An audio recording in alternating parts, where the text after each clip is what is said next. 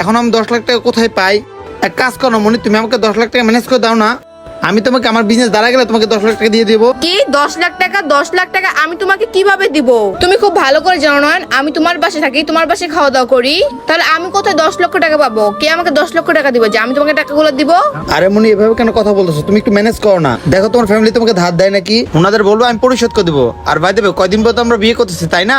দেখো নয়ন, আমরা বিয়ে করতাম, এখন আমরা বিয়ে করি নাই, তার মানে আমি তোমার ওয়াইফ না। তাহলে তুমি বলো কেন আমি তোমার বিপদে তোমার পাশে দাঁড়াবো? কারণ তুমি আমার বয়ফ্রেন্ড, হাজবেন্ড তো না। আর এটা কথা শোনো, তোমার কাছে টাকা পয়সা ছিল দেখে আমি তোমার সাথে রিলেশনে ছিলাম। এখন তোমার টাকা পয়সা নাই তো তোমার সাথে আমার ব্রেকআপ, কারণ আমি চাই না তোমার মতো একটা ফকিরের সাথে আমার লাইফটা জড়িয়ে আমার লাইফটা পুরো আমি ধ্বংস করতে। মনি, তুমি সব কি বলছো? আজকে আমার এত বড় বিপদ, তুমি আমার হাতটা ছেড়ে দিবা? তুমি আমাকে সাহায্য করবে না? তুমি রাগ করতেছো না? আমি তো পরিশোধ করে দিব।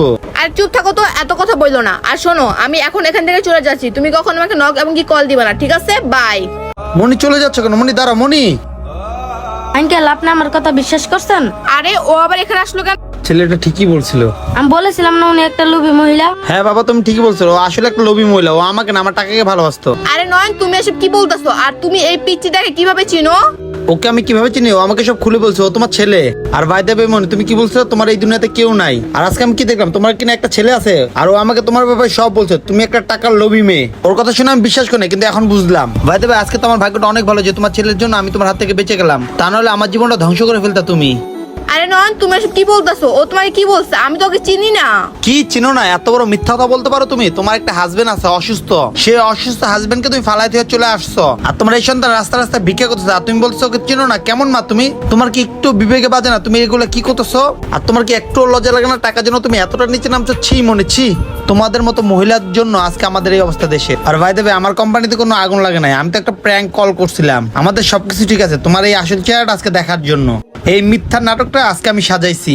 ওর কথা তো আমার প্রথম বিশ্বাস হয় না, কিন্তু এখন আমার বিশ্বাস হচ্ছে। যাক, ভালো থেকো, কখনো আমাকে নক করার চেষ্টা করবে না। তোমার মতো লোভী মেয়ের সাথে আমি সম্পর্ক রাখতে চাই না।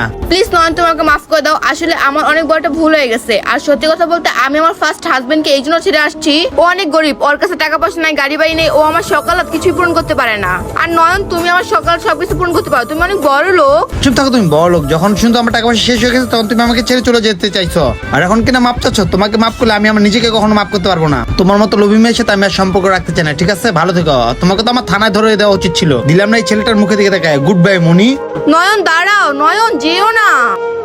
বন্ধুরা, একটা সম্পর্কে জড়াইলে অবশ্যই ভাবনা চিন্তা করে জড়াবেন, কারণ এই দুনিয়াতে অন্ধবিশ্বাস কাউকে করবে না, তাহলে আপনি নিজেরই লস হবে। এই ভিডিওটা আপনাদের কাছে ভালো লেগে থাকলে অবশ্যই টাইমলাইনে পাঠিয়ে দেবেন। ধন্যবাদ সবাইকে আপনাদের এই ভিডিওটা দেখার জন্য। নতুন কেউ থাকলে অবশ্যই লাইক শেয়ার কমেন্টস করতে ভুলবেন না।